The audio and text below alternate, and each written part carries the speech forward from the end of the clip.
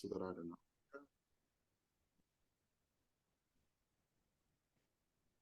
All right. We'll give everyone another minute or so to get started.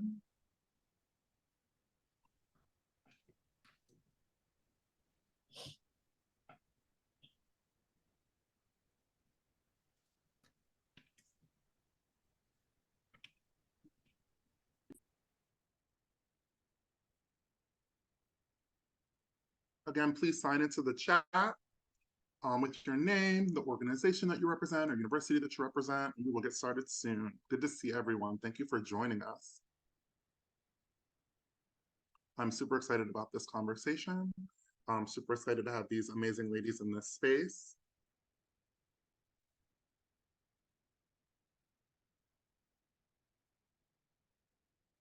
We'll give it till 4:02. How about that, y'all? Just to make sure everyone can get into this room.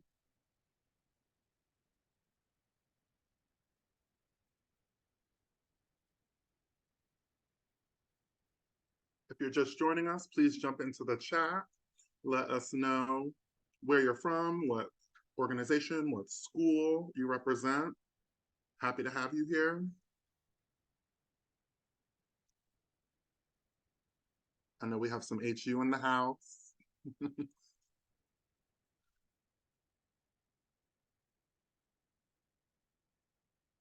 All right, and I am going to turn it over to Taylor and we can go ahead and get started. Hi, everyone. Thank you for joining. Welcome to the International Conference on Stigma. My name is Taylor Owens, and I'm the Capacity Building and Education Intern at Health HIV. And I'm joined by Leo Sheridan, who is the Capacity Building and Education Assistance Manager at Health HIV. And today, for the next hour, Leo and I will be moderating an amazing panel discussion that is going to be focused on the resilience and revolution of Black women who are breaking stigma. Through a series of questions that we gathered together, this forum will aim to foster a nuanced understanding of the challenges faced by Black women while simultaneously empowering them with actionable strategies to combat and migrate the adverse effects of stigma. Just so that you all know, today we have an amazing panel. I'm so excited that everybody is here, of Black women who will share their personal testimonies, experiences, and expertise. So before we jump into the panel, for the sake of time, we would like our panelists to introduce themselves. We can begin with Rashida. By the way, this is just going by y'all last names in alphabetical order. So we're going to start with Rashida. We're going to jump to Shantae, Shelby, and then we're going to end with Kanaya, and then we can jump into our discussion. Hello, everyone. My name is Rashida Carr, and I am a case manager for Us Helping Us here in Washington, D.C.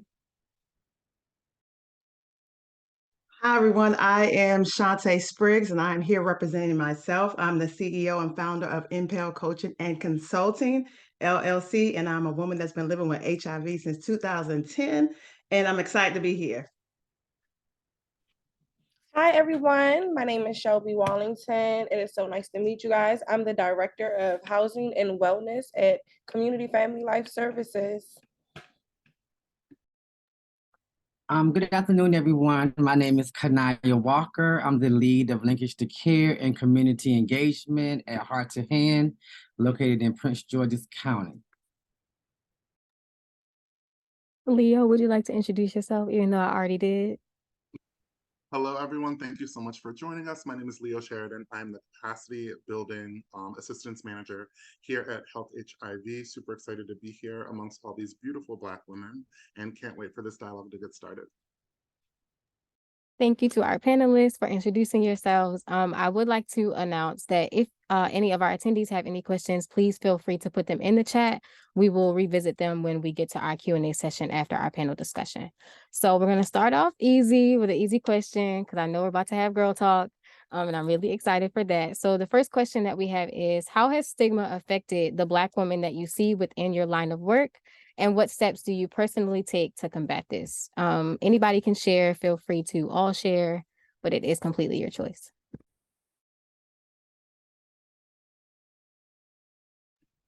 All right, how about I start the show off?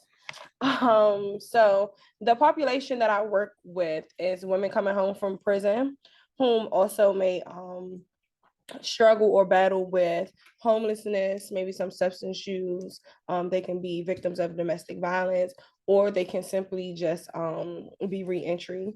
A lot of the women that I run into are already facing challenges related to being reentry or being affected by the criminal justice system, meaning they find it hard to find housing, to find employment, to even reintegrate themselves back into their family.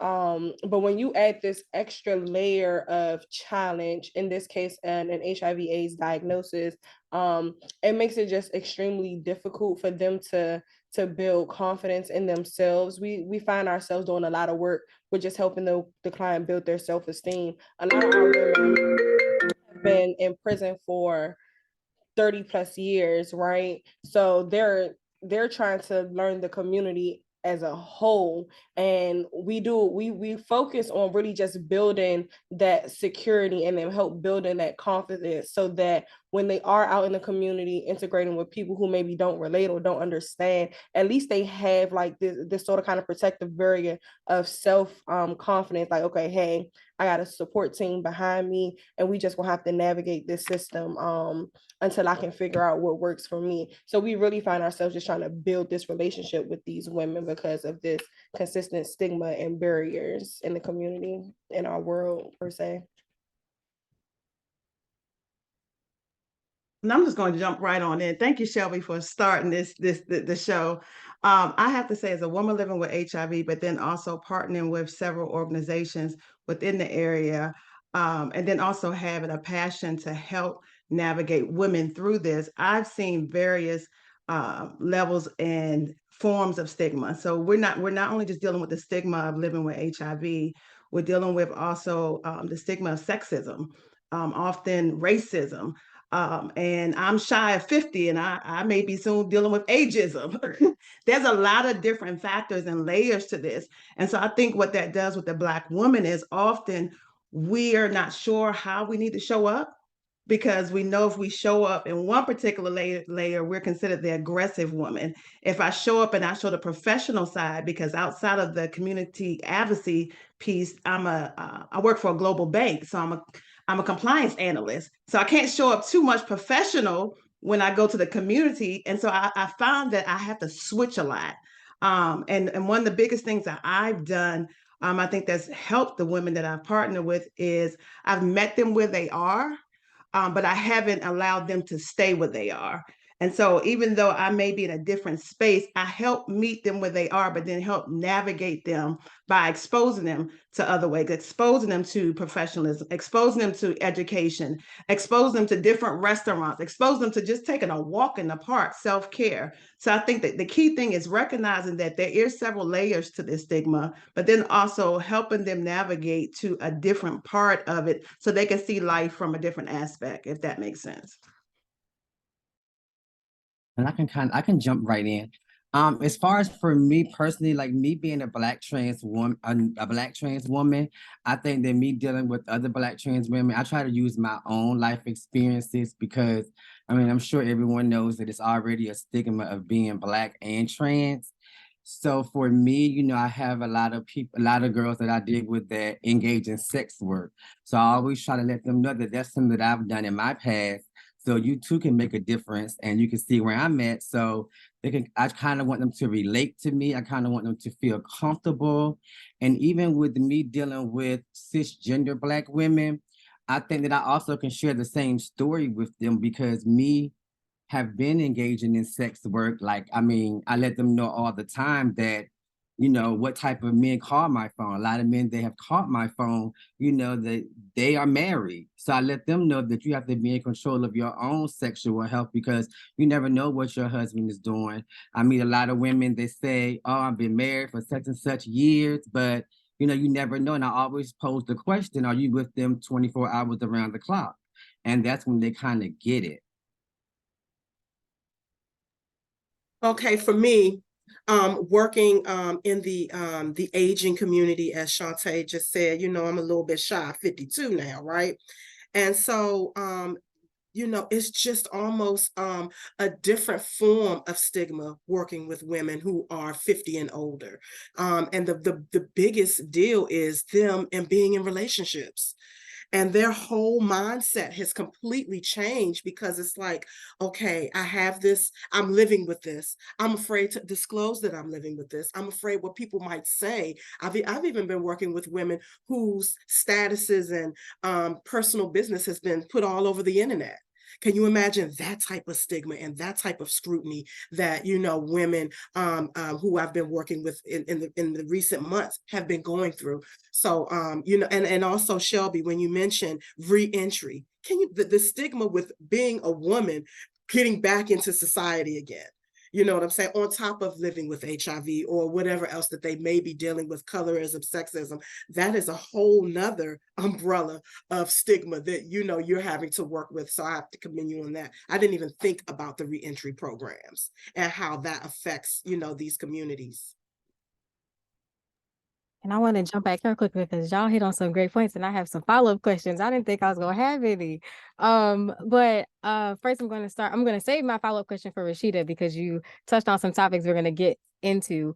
But starting with Shelby, I wanted to know what type of self-care strategies do you all use at CFLS to help these women build their self-esteem? Because I do have relatives who have been incarcerated and are currently incarcerated. And I know that they talk about how it's a struggle inside and outside. So I want to know, like, what type of self-esteem activities do you all have to help these women, feel like they can re-enter society and be productive members of society, regardless of the stigmatizing world that we do live in? So I really like to brag on CFLS because I feel like we have a different flex. So we're a small organization, but we're 90% Black women in this space. In DC, the population that is coming home from the prison system, they are primarily Black, African American women, of course. And like I said, they range from like age 30 to 50, some of them a little older. So when I got in this space, one thing I thought was, okay, what is something that's exciting or what is something that's fun for me? Like, what do I like to do? I got with my team, we talked and we realized just like we have to make this fun because this is such a heavy topic, because there's so many layers and levels to it that we don't want to soak in this. So we're going to try to make this fun. So for every event, every outreach event, every in-person event I do, we are eating. Okay, that's not always a good thing because we getting fat, but we're eating and we're bringing in good food, because we know that the food is releasing these different hormones, so we excited. But food also adds a different layer of intimacy and comfortableness. So when we're sitting down at the table breaking bread with our women, we're coming from a very fellowship. Yep, it's a different level of fellowship. And you'll be surprised at what type of conversations and things will get to spark. So a part of self-care for me is especially having fun and eating, but then just being able to talk. So a lot of my groups that I facilitate, I come at the perspective like, hey, we're gonna have girl talk. I didn't grow up with any sisters. Me and my mom didn't talk about, certain topics. So I wanted to bring that space into my work and really create these intimate, like, big sister. And some of my clients are older than me. So I'm like, okay, big sis, like, what can you teach me? So it's coming from a very judgmental, very personal, we gonna have fun and we gonna eat space. So we do all of that underneath that self-care umbrella. Thank you for answering my question. I'm gonna go to Shantae next. So being a being a Black woman living with HIV, you said that it is important for you to meet people where they are. I know that some professionals don't feel like that is important because of, let's just hypothetically say, because of how long they have been in the field. But I want to know from your perspective, being a Black woman who's living with HIV, being a mom, a aunt, a business owner, and an employee, why do you feel that that is important? I feel it's important because, oh, and that's a good question, Taylor. I'm gonna have to use that for something else I'm hosting. I will say that I think it's important because I wasn't always the Shantae that's before you. And that's the problem I have when I'm dating. Most time when men find me, they think the space that they find me in, that's who Shantae is, but it's so much to Shantae. And so I was once Shawnee, I was once Tay. And so I'm a roundaway DC Northeast girl. And so I wasn't always who I am now. And so I'm like, okay, no, I need to meet them where they are because I've been there. It's probably my folks. And then also, too, if it wasn't for the fact that someone helped me when I was being that little girl that always had an attitude ready to fight, I don't think I would have been where I am. So I think it's important to meet them where they are because that's where we can, create that common bond. I learned some things, they learned some things about me, and then also it creates that space where they can start trusting me. One of the things I love with and Rashida, I'm looking at you on this block here, so I'm gonna come at you. One of the things I love with us helping us in the retreats I do with them is that even though we're there teaching about healthy relationships, as she pointed out, at the end of it, I'm always asking, what is your passion? What do you want to do? What type of business you want to do? And that gets them going because they think it's not possible. And we leave there not only having a plan for healthy relationships, but a plan for you to execute this. And I plan on hearing about it. And so I think that's a reason why it's very important. I think once you meet them where they are, then I can help navigate them to where they want to be, not what Shantae wants them to be, but where they can see themselves being. Thank you for answering my question. Now I'm gonna jump to Kanaya. I'm gonna mess with you a little bit. So I can tell from your personality and from your vibe that you are a very transparent person. So I want to know that, or not I want to know, but I would like for you to talk to the panelists and attendees a little bit about how you said that you engage in sex work. And I want to know, like, with that experience, how has that helped you more so connect with your clients and your patients? Like, what do you feel like they are standoffish? Do you feel like they vibe more closer to you? Like they choose to be more transparent than honest? Like you don't have to ask them as many questions when you are having these sessions with them. For me, I think that like when I have clients that come in, I'm very down to earth. I talk to them like I'm talking to one of my homegirls on the phone. Especially my repeat clients that come in. Like I'm like, what you doing back in here? Like, I even had a client that came here today and now he's been in for 3 different months. I'm like, so why are you back in here now? Like, what do you know? So I think the way that I approach them, I think it makes them feel comfortable. So I never really have to go into deep conversation because it's like by my approach, they just start telling me everything, probably more than what I even really need to know. But I did want to add one thing to and another thing is like as far as like with my organization, I'm very big on, especially when it comes to people, not even just LGBTQ people, but just people in general about pronouns and things like that. Because I even shared a story the other day about my own experience. Like I lived in Atlanta for like 11 years. And when I lived in Atlanta, it wasn't as easy as DC to get your name. Well, my name was changed, but it wasn't easy to get your gender marker like changed on your ID. So I did go like 8 or 9 years without going to the doctor myself because just me going in the doctor that one time and me getting misgendered, it kept me away. So I never really started going to the doctor on a regular until I moved to DC, which was like 6 years ago. So I always try to preach to any type of organization that I train that, pronouns are important because they could really turn a person away because it turned me away and made me not go to the doctor for like 8 or 9 years. So I am really big on that. So I did want to add that, but I just keep it down to earth. I'm just like a regular person. I don't go on with a bunch of clinical terms and any of that because I want them to feel comfortable. And I know that me personally, if I start hearing a bunch of clinical terms, I'm probably gonna get tuned out. So I want someone to be relatable. Okay, so I do want to mess with Rashida a little bit. I wanted to know, because I do know based off of your bio, and the work that I've seen that you do, I know that you work with youth as well. So I want to know, what has been your experience with youth and their parents for youth who might be HIV positive, whether it's male or female? I'm glad you asked me that because that's where everything all started for me. I came from Children's Hospital. So I was at Children's 18 years. And when I first started in this work, I didn't even know that that's what I was about to do. I just knew I wanted to get out of the previous position that I was in. And so when the program manager at that time, who ended up being my mentor, asked me, what did I know about HIV? I had the blankest look on my face, Taylor. You know what I'm saying? Like HIV, I'm a heterosexual woman. What I need to know about HIV for? I don't, all of these questions started going through my mind, and then I was, tasked with, as my new job, to be an HIV counselor and tester.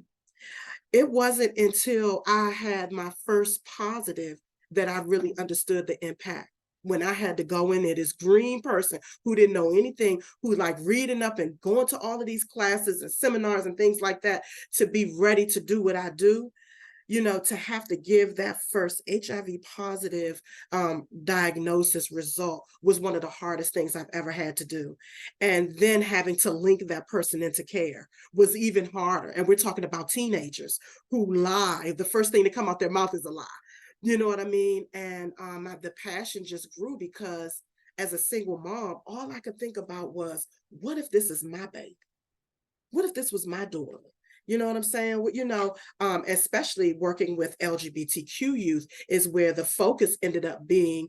And I didn't even recognize or realize that that was going to happen. And the next thing you know, working with LGBT, with MSM, and I'm like, oh my God, I'm growing and I'm getting all of these kids. And you know what I'm saying? My whole career, my whole life just changed. And I just became part of that fight.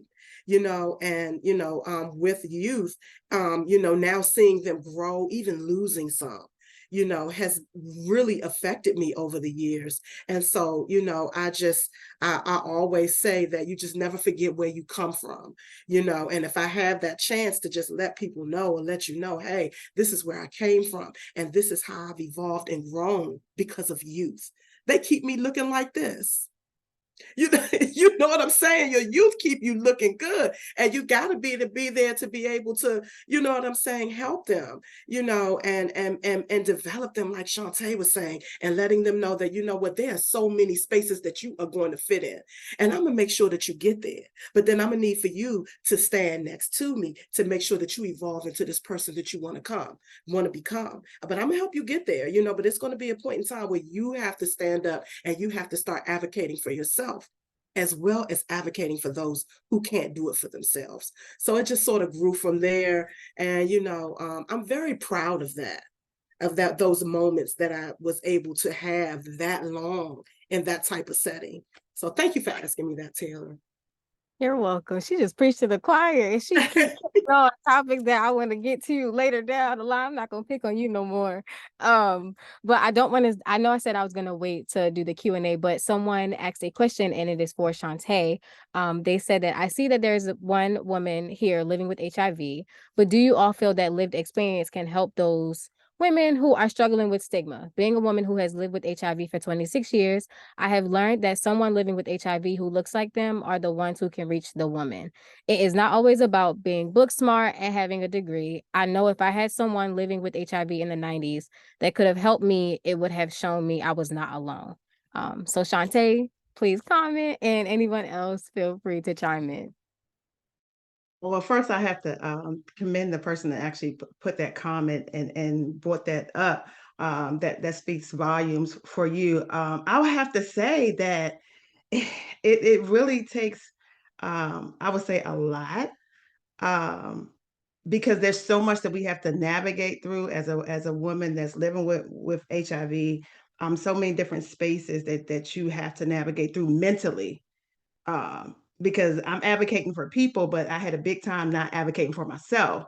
I could be big sis to you. I can be the the auntie for someone else, but when it came up to situations for myself, that was hard to do so. And so going back, what was the main? Because there was a lot in that. What was the specific question in that? Because I want to make sure I answer that question. Because I could go on and start preaching like Rashida. They wanted to know, do you all feel that lived experience can help those women who are struggling with stigma? That's it. That's so there's 22 with this, because I think lived experience is great. But I also appreciate my allies. And I say that because there are some spaces that I don't think I would have been able to get into if it wasn't for my allies. And sometimes my allies, unfortunately, they weren't people that was living with HIV, but they had the connections. They knew that this was going on over here, and they started saying, "Hey, Shantae, I need you to speak on this." And then it kind of grew and evolved. So I think I'm seeing now more of the partnership. Lived experience is great, but I also think it's nothing wrong with getting an education. I didn't get all these degrees until HIV. And the reason for that was because I also didn't see purpose with my life until HIV. And so I'm like, now since I got some purpose, let me go ahead and slap some things behind that name, And so I think the two can go hand in hand. It doesn't have to be just totally lived experiences. But I think, having someone that doesn't have the lived experience, but the education, let's find a way to bridge that gap and they all show up to the table because I think we can move further when it's a partnership. Does that make sense? I hope that answered the person's question. Let us know in the chat. Sorry, Taylor, I didn't mean to be taking over your chat. I'm going to jump in here into this lovely space of Black women to ask kind of a follow-up question to lived experience. I was actually just at the ViVE conference, and it was a very safe space where lived experience was, lifted up. And I just love seeing that. So with lived experience, and when I say lived experience in this context, I not only mean HIV positive women, but those that live in the lived experience of working with those that are HIV positive or affected by HIV. How do you all take that home with you to your daughters, your sons, your nieces, your nephews, your cousins, and keep them safe? How do you all preach to those that you care about, with that lived experience of working with HIV or having HIV? How do you keep them safe and kind of teach them those lessons so that they're not out there doing things that we wouldn't want them necessarily to be doing that would put them in danger? Can I answer? So, single mom here and working at Children's, my daughter was always around condoms. It was never a dull moment. She always knew what it was. I always made sure that I had those very important, candid, open conversations with her where she knew what that was about. She knew what HIV and AIDS was, STDs, STIs. She knew what that was. And so now, as a director of housing at the illustrious St. Augustine University in Raleigh, North Carolina, she's the condom lady. And and she preaches it all of the time. Her residents come to her asking for her advice on things, and she is knowledgeable enough to be able to explain that to them. So that's just my little piece trickling on down with her. I have a niece who's at Bowie State University, and Us Helping Us has a partnership with Bowie State University where we're there doing counseling and testing. And she walked up, she said, "Hold up, my mommy works for us. My auntie works for Us Helping Us." And so now she's spreading that word around campus. She's a cheerleader to the cheerleaders and the football players, and these different spaces that they're in as young people. I just see that impact just in my own family dynamic.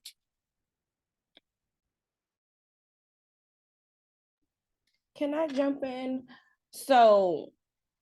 I don't have any children. So I'm sort of kind of going to answer both questions and at the same time. So I don't have any children.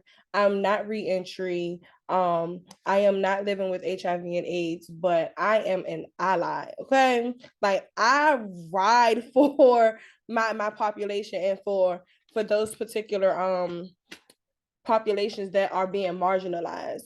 So I agree with you, Ms. Shantae. The partnership is amazing. My personal experience, so my dad was HIV positive. And this is how I got into this space, just watching his journey. And that really just pushed me to get into this space and to really help and just want to be there. The woman component of my work is just me being a woman myself. So I paired the two, and that's how I really got into this space. But I say all of that to say that I am the aunt to my nieces and nephews who they can go to and ask any and everything, right? I'm the cool aunt, I'm the rich aunt. They think I got it all and they think I got all the answers, and they gonna come talk to me because their moms their moms are my best friends, right? I don't even have a sister. So their moms are my best friend. And they like, oh, I can't go to my mother, but I'm gonna go to Auntie Shelby. And we talk like they come sit in my house. I go pick them up. My car is full of condoms. My trunk is full of condoms. Like, so the condom lady cracked me up because I'm like, no, that was me in high school. Like, I didn't play about it. I've been doing this work actually since middle school. So I've been in this space in a really, really long time. So to answer that young lady's question, I think that there's a strong influence and a strong impact of working with someone who is HIV positive and you're HIV positive yourself. But for those who are not positive, we work and we advocate and we go for you guys just as hard. One more thing to add to that, Shelby, as a woman who's not living with HIV as well, the amount of respect and knowledge that I have gained with working with women who are HIV positive. You know what I'm saying? And it's like, it's because these women have become more of a family to me. Like right now, they're texting me right now. They're like, how can we get into this? How can we get into the talk? I want to be able to hear what everyone is saying, so they've just become so much more to me now, which makes my drive and my fight even harder. Like you just said, I'm just gonna go harder. You know what I'm saying? To make sure that I'm creating these safe spaces for women to come into. This is so great. I'm so excited. I'm over here smiling and laughing and we recording. But I have to read this comment because it's so funny because it cracks Shelby up too. But Yolanda Bell in the chat said, I didn't have candy dishes in my home. I had condom dishes because I had 2 sons. So she is making it very clear that she is also an advocate, and I love that. And Shelby, from your standpoint, I don't have children either, but I am the youngest. So I understand, having that person that you can go to have these conversations, because growing up, I grew up in a Christian household. So it was don't have sex until you get married. It wasn't in the event that you do before you get married, this is what you should do and how you should take care of yourself. There was so much that I didn't learn about my health until I got to college, and I had to figure it out on my own, whether it was learning about my body or learning about health insurance. So thank you all for sharing. But Shantae, you have your hand up. I gotta jump in. So y'all know I'm analytical. So the compliance analyst side of me is coming out. And I'm like, okay, so that was this type of response, but that's an ally. And thank you, Shelby, for being an ally. But I will have to say my experience is a little bit different. And I'm the woman that's living with HIV. And so I would have to say my family tends to think, from my perspective, that this is something that's isolated to Shantae. And I say that I think at the early stages, it was like, okay, my son got tested. My daughter, she's still a virgin, y'all. So I'm happy about that. But just saying, because you don't even hear that no more, because I know that wasn't her mother at all. But anyway, I'm just saying that I think at the initial stage, that was okay, let's get tested. But now, since people are either married or have long-term relationships, there's no more discussion about it. And at the time where I found out I was positive, I was married. And so I'm like, okay, if you're going to look at me, look at my entire picture. And so I still think sometimes there's a disconnect with my family and people around me too. Oh, that's just what Shantae does. That's just what Shantae does in the community. That's just what Shantae does with everyone else, but not realizing, no, this is something that could still possibly impact you. This is not a hobby, even though this is my purpose. You still need to get tested. And I don't see that type of emphasis. No matter how much I bring it up, it's still not something that's that important to them. And so I'm probably going to need some help from some of my ally sisters just to find a way to navigate through that. And I can add to that too. I know for me, I think that for my friends to see me even doing this kind of work, I think that I have really, really touched them, because I know that they probably never would have thought seeing me do this type of work. So what I have noticed is that I'm kind of like the condom lady too. Like, I have a whole bunch of condoms in my house, My friends come over, I don't ask them. I know some of them still do sex work, whatever the case may be. They come over, I give them bags and bags and bags of condoms. Even when my friends come to my job, like I probably give them way more condoms than I'm supposed to. But I have had like close friends who have revealed to me that they were positive. So that meant a lot to me because it made me feel like that the work I'm doing is not going in vain. I've actually had people in the community that have actually hit me up to come to my job to get services. And that is something that you barely ever see like in the LGBTQ community because like I know for me, like in the past, I wouldn't even want to go get tested at an organization where I know somebody there because I know how being in that community is. So I think for me, it has actually really made me feel good because I feel like that people actually really trust me. And it be people that they know my past, they know how I used to be, but it makes me feel proud that they have seen the change in me to come to me to actually trust me with some information like that and me being part of the LGBTQ community because you can't go to everybody and say that type of stuff because of course your business is going to get put out there.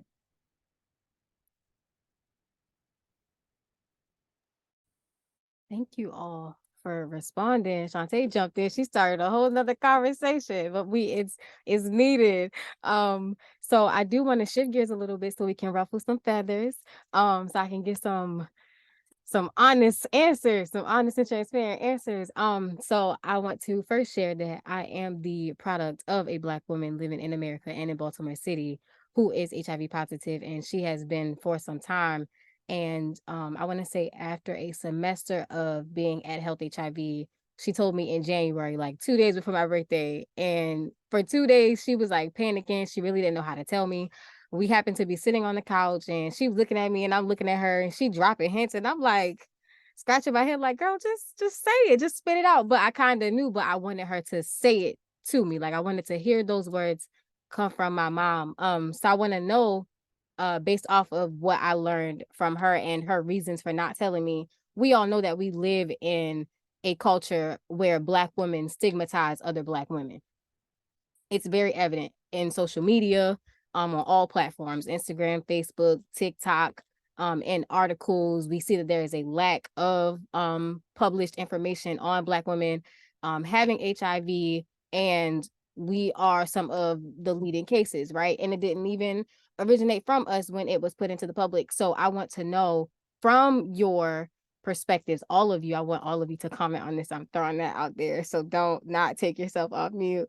I want to know, how do you all feel that with society and Black women stigmatizing Black women, how can we create an environment where we can normalize supporting HIV protection and each other?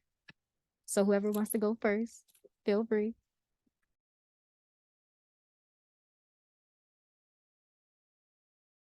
I will pick somebody. So we're gonna start with Shantae because she keeps smiling at me. I'm gonna stop smiling.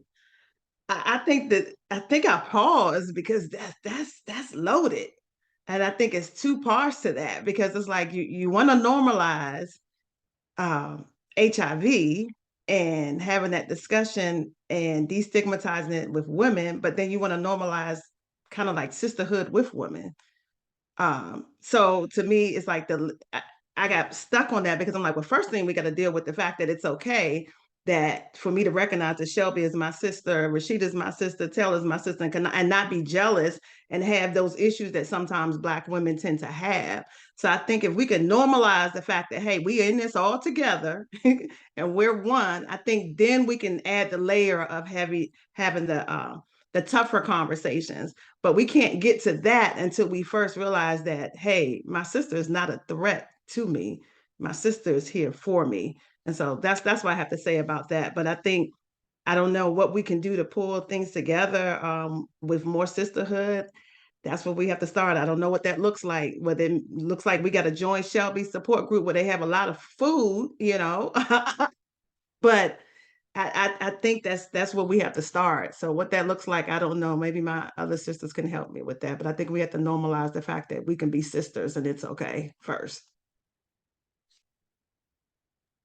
I would have to agree with you on that, Shantae. Just in working and facilitating the support group that I'm working with, that's one of the biggest things. We're not trying to be against each other. You know what I'm saying? We're trying to work with each other to, create something bigger, and I mean, just having to work on the way we speak to each other, has been a challenge. You know what I mean? Effective communication, conflict resolution. How do we get past these things, before we're able to, be able to sit in that safe space with each other to work on that. I would have to agree with you. And that's been very difficult for me. Just trying to do that. And it's like, okay, remember what we talked about, or, let's make sure that we don't bring her down because of, whatever this issue is, or maybe she's oversharing, or stuff like that. It has just been really, really tough. And I have to agree, we gotta start that somewhere, where we can't be jealous, we can't be worried about what Miss Kanaya got going on behind closed doors. That's a whole nother big thing. You know what I'm saying? With women can't even get along with trans women right now. You know what I'm saying? And so it's just these disconnects that we have that, we really have to work on before we can even tackle that. Taylor, I had paused too. When you first asked the question, I was like, "Ooh, that's very loaded."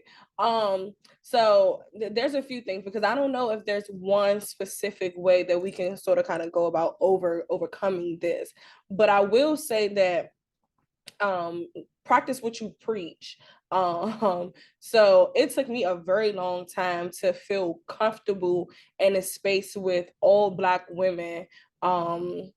In a professional setting, because it's always sort of kind of like that climb to move up. You want to feel secure in your position. You want other people to trust, right, that you know what you're talking about. But and the way to prove yourself is not having to like showboat it or be rude, or again being just this nasty competitive space, but more so really just feeling confident and then just showing up. Like I had to learn that being the young Black woman in this space, that I didn't have to be loud or I didn't have to be rude. I can just speak my knowledge and, be recognized in that instance.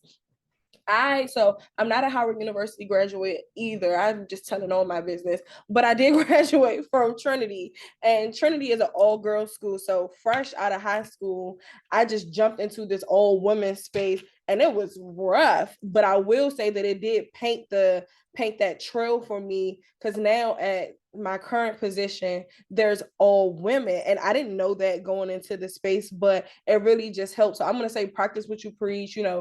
It's really some internal work that I see like we have to do first, because again, us ladies, we can hop on this call and say, yeah, thank you, Brandy, Trinity, woo woo. But I'll say it takes a lot for me personally to just fit in these spaces and feel comfortable. So it's a work in progress, but I will say this is the same conversation that I have with my clients, and I'm trying to build courage in them and confidence in them, all while me still working on myself.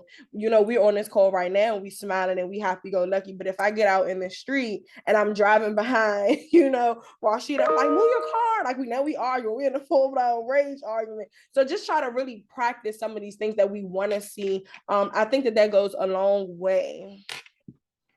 Yep, Trinity grads, we in here. So I can go next. I was glad that Rashida did say that, because I know for me personally, it was a long journey for me. For me, just being in the streets, I've always and having experiences with Black cisgender women and having the experiences that I have had. And I absolutely love Black cisgender women. Like those are most of my clients that I deal with. And I love talking to them.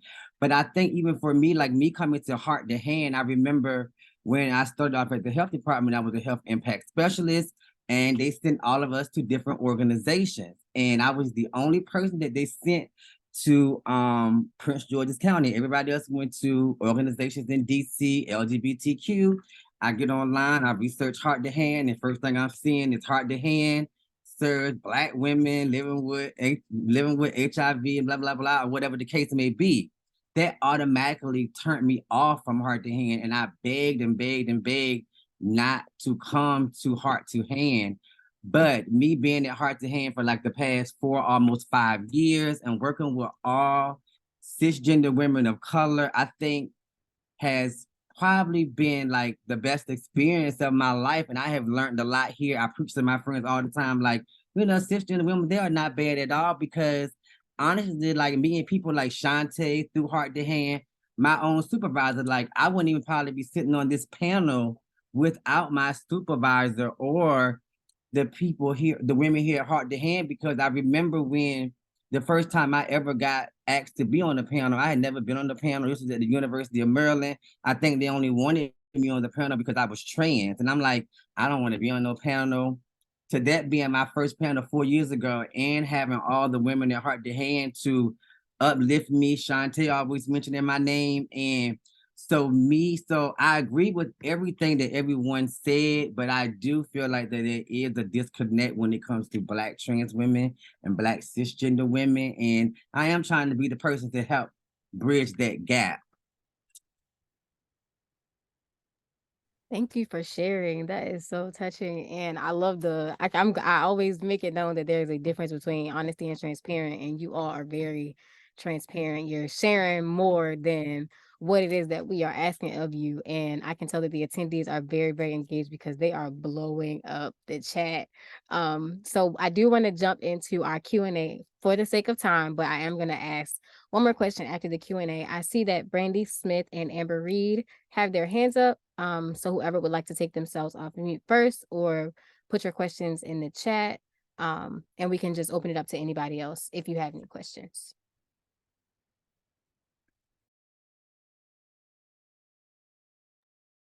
And Brandy, I've made you able to take yourself off mute, so ask away. I was just getting ready to type. Actually, I didn't have my hand up. I'm not sure what happened. I didn't have a question. It's okay. I know the new AI feature on here, like if you raise your hand in front of the computer, it actually raises your hand up. It's a new feature. It's messing everybody up in meetings, but thank you, Brandy. No problem. We will jump to, let's see, Amber Reed.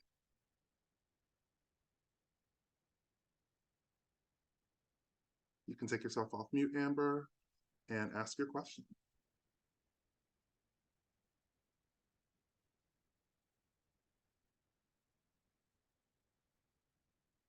Amber, are you with us? It might be the AI feature for her. It might be the AI feature.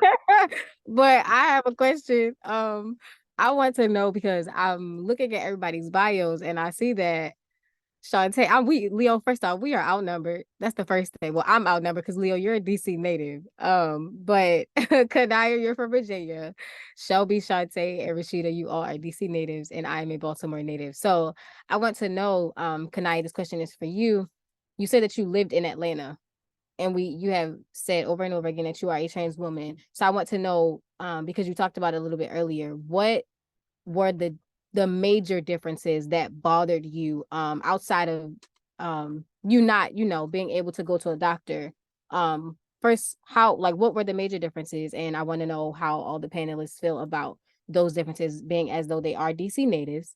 And then my second question is, during that time when you weren't going to the doctors, how were you taking care of your health? Like, did you find other outlets and avenues to make sure that you were okay, or was it just thought on the back burner? The first question was, how was it living Atlanta? I think a lot of times when it comes to Atlanta, people think that Atlanta is this city of, I think they think Atlanta is this big city. Number one, it's not a big city. Atlanta's like the size of DC. People think Georgia and then they say Atlanta, but Atlanta, I know living there, they didn't even have any type of trans services, which is kind of crazy because, Atlanta is known for the LGBTQ community. So a lot of people probably would not believe that. I think I see them doing a little more now versus from when I was living there. I think that DC, when I first moved to DC, I got everything like on track, like the first week that I was here, like I got Medicaid, I got this, I got that. I started seeing a doctor to be able to get hormones the correct way because honestly, in all of my years of being a trans woman, I never went to the doctor to get hormones. Like I was always buying hormones off of the street. So I can say that the time that I wasn't going to the doctor, no, I wasn't doing anything because I was doing sex work. So that's why I'm a big advocate of that, because it's like, if first off, my main concern was making money to survive. So by me taking the time out to actually go to a doctor and then not be treated the way that I felt like I should be treated, and it just kind of turned me off. So I went back to, I got to make money, I got to pay bills, I got to survive, I got to do this, I got to do that. So it kind of just turned me off to where I wasn't even thinking about going to a doctor. And I would go to a hospital, like, if something actually was physically wrong with me, then yeah, because I didn't have a choice. But actually to go to the doctor to find out, even like my hormone levels or anything like that, I didn't do any of that. I was just in like my hustle mode after that one time that I did take the time out to go to the doctor. So that's why I even preach to my own job all the time. Like, we got to get it right. Taylor, I just wanted to jump in real quick because my diagnosis, I was living in North Carolina. So I'm with you, Kanaya, on that. I was in North Carolina until like the last, 7 or 8 years moving back to this area. And so the majority of my initial diagnosis was in the South. That is the Bible Belt. I was diagnosed in September. I didn't get care until January. And so we're seeing the disconnect between, the types of services. Like when Kanaya came here in a week, she had everything. I didn't even know anything about a case manager until I actually moved back to Maryland. And then my first support group, there was no support group with women. There was only a support group with MSMs. And if I wanted to get any type of support or help or anything about this, that was the route that I went. And so I sat in a support group for months with MSMs. And then I loved them because they became my family. And really the next community that helped me was my trans community. They embraced me and they showed me how to get on this and how to, get another supplement to help with my co-payment, because my job insurance and take care of everything. And so it's interesting to know that the South, whether it's North Carolina, South Carolina, Georgia, there is a big disconnect. And even now, people there that I know that are newly diagnosed, this is nothing that cisgender women are really talking about a lot in North Carolina, versus the conversation we want to be a little bit more in this area is definitely obsolete down in the South. So definitely want to point that out. Thank you for that. There is a question and comment in the chat from Ann Wiseman. First, she said that she is so excited to see everyone on the panel, and she wants to give you all your flowers right now. And then the question is, what do you see for yourselves moving forward in this work? And we're going to add that at everybody. So make sure you take yourselves off mute. I'm going to pick on somebody again. So we're going to start with Shelby. Oh, Taylor, I was thinking. Thank you so much. And I appreciate you for even being here today. All of you guys, I'm excited to see this big turnout. For myself, I don't even know. I haven't thought about it. I'm trying to make it through the holidays.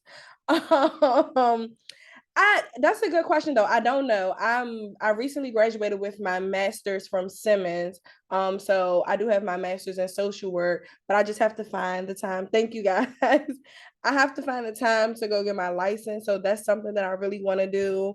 I am fairly new to my director position, so I am really trying to figure out what it is to be a director and to really be in this leadership role, because I've always claimed myself as a leader, like I'm the boss, but to actually have the power, right? I'm really just trying to figure out what this space looks like. So, and I'm really just taking things day by day, but my passion is growing.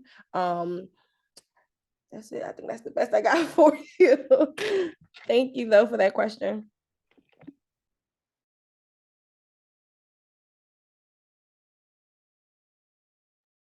Do I have somebody else? Okay, thank you. First of all, I want to give a shout out to Anne because she's one of the reasons why I'm probably sitting here right now as well too. She's one of the people from Heart to Hand that I was speaking about.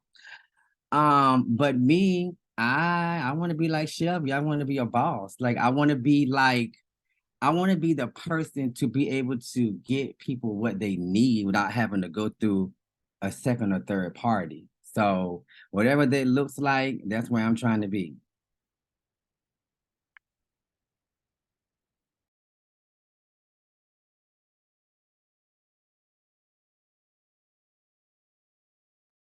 So me too, Kanaya. I want to be the boss. I would really love to have an organization that is dedicated to cisgender women and trans women. And I want us to be able to work together. You had mentioned earlier that, some of your best friends are cisgender women. Some of my best friends are trans women. Like I have so many aunties now.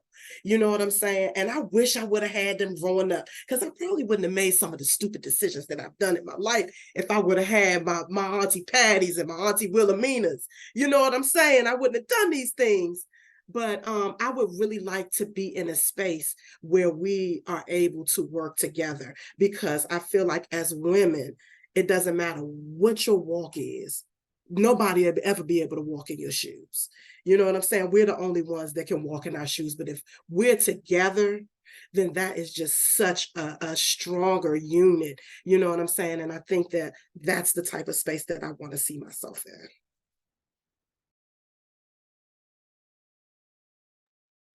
All right. You got my stomach turn. I'm like, okay. I would say that's twofold. I want to be a liaison to help bridge that gap with faith-based communities because I still think there's a big disconnect. Whatever your belief system is, I grew up with my belief system being Jesus. You pray about it, it's going away. I'm still a woman living with HIV. So you can pray, shout, all those things, but I think there's still that disconnect. And so I would love to be the person to help educate more faith-based communities as to what this experience could look like, and then help try to prevent it. The second side of that is I want to help be like the Olivia Pope for women living with HIV and finding meaningful employment. Because I've seen where sometimes they may just get stuck over, let's have them just pass out the condoms, or let's have them just do testing. But there's so much more to us now. And not just speaking from Shantae, but just there's so much more in Kanaya. Like there's just so much more, and so many people I know that's living with HIV that I'm like, okay, let's help be the boss for the bosses. And so I want to be that one that if they're not sure how to negotiate their pay, I help them negotiate and navigate through what they should be actually getting paid if they were wrongfully, I guess, treated on their job. They're not taking advantage of their FMLA. They're not taking advantage of their ADA, accommodations, those type of things. I want to be the Olivia Pope for this. That's. I don't know what we call that. Yeah, help me, but yeah, I want to advocate in a different way. Thank you for that. I don't see any more questions in the chat, but hopefully this will help more people. We need a Shantae. Somebody said we need a Shantae. Yes, we do. We need a Rashida, a Shelby, and a Kanaya. Yes. So the question that I want to ask that will help us wrap up our time together in these last 15 minutes. I want to know what is, or at least for our attendees and for everybody who will eventually watch this recording, what is one piece of advice? So think on this, that you would give a Black woman who is either scared or unsure about how to advocate and take control of their health in a stigmatizing world. And I know that prior to this question, we talked about how we could normalize the culture of Black women supporting Black women. So just thinking about those two questions of everybody not knowing what that looks like right now, what piece of advice would you give in this moment with your lived experience, with your expertise, and your knowledge in your field? What advice would you give to Black women?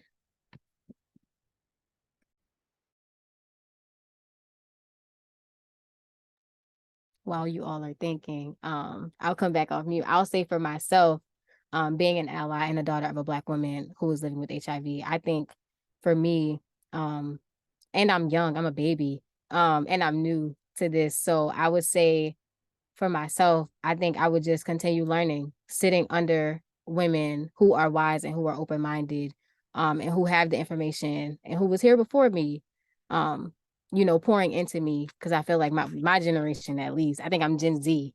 So we have a lot of pride. I'm gonna say Gen Z got a lot of pride. I'm not gonna put that on me. Gen Z got a lot of pride.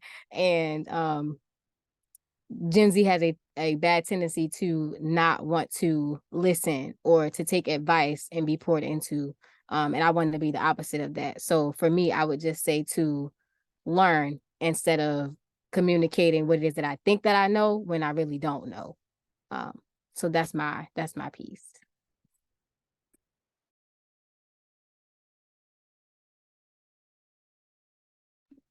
Taylor, you and your thought-provoking questions. Um, I tried to sit here and think of something like super amazing, but honestly, I would just tell them to feel comfortable in grabbing somebody's hand, right? Whether it's a peer, someone that you can relate to, someone that you can learn from, grab somebody's hand and then walk with them, right? Because ultimately, our clients are the ones that have the power. They really drive the work that we do. Following somebody's footsteps, you're right, it's very easy to want to learn on your own, and like, don't want to take advice from someone else. You want to figure it out, but it's much easier if you got some support, if you can let that support in, right, and not be so guarded. You can find yourself going a lot further. And then, like we just said on this platform, trying to get people to these higher spaces so that they can be the bosses, right? Your peers are the ones who get you up in these spaces sometimes, right? You may have the accolades and all of that stuff, but it's who you know. So take somebody's hand. Let's not be afraid to bow together in fellowship.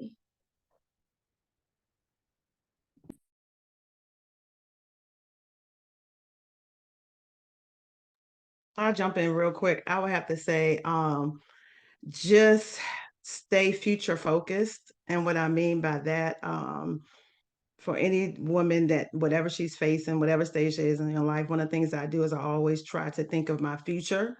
And if I think about my future, it helps me navigate my now.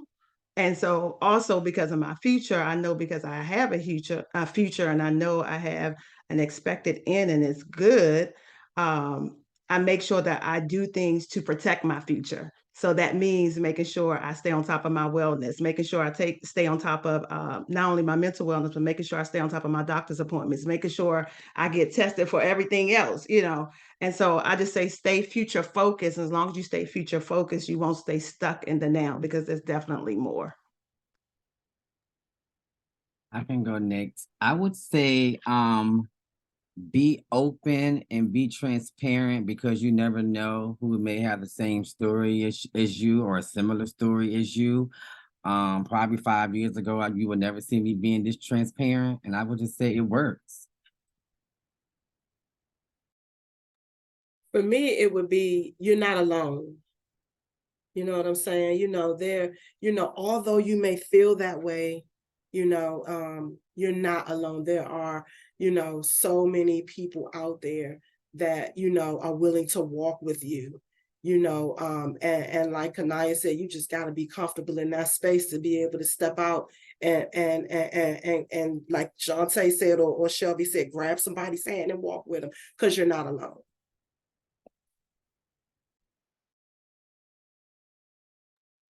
Thank you all for sharing. The comment section is still going up. Everybody loves you all. I love you all.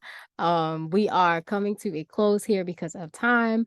But I do want to thank our panelists for saying yes. This was, I reached out to y'all so last minute, but everybody said yes. We got everything together quickly, and this was a great conversation. It was needed. We made people uncomfortable. You all shared. And everybody else in the comment section shared. Thank you for being protective and comforting. As the comments are saying, I hope that I get to work with all of you again. I will be. Miss Machida said she got a lot of aunties. I got aunties right here on this call. So when I reach out, make sure y'all respond. Because this will not be the last time that we see each other. Joanne and Patty are on the call. We're gonna have to run this back for a part 2. It doesn't have to be for this conference, but we are definitely gonna have another conversation because I learned a lot being a babe and being young. And this is what I am striving for, to learn more, to have that growth mindset. Because I am my mother's biggest ally. At least that's what I think. She might not say that, but we're gonna put that out there. Because she will be saying this. So thank you all for joining us. And now I'm going to turn it over to Leo. Thank you. Thank you. This was such an amazing conversation. It's a privilege and a pleasure to be in a room with such strong Black women, and this has been great. So thank you for everybody that has come. I'm going to have all the ladies put their emails into the chat if anyone does want to reach out to them, touch base with them, link with them for the services that they offer, ask them any questions. Their emails will be in the chat. And then I'm just going to share some resources because we never like to leave people empty-handed. So I'm just going to share some resources before we end today, just real quick. Leo, can you double check to make sure they can see ours? My messages only appear to be going to the host and the panel. Here, let me see. You might have to click where it says to and switch it to everyone.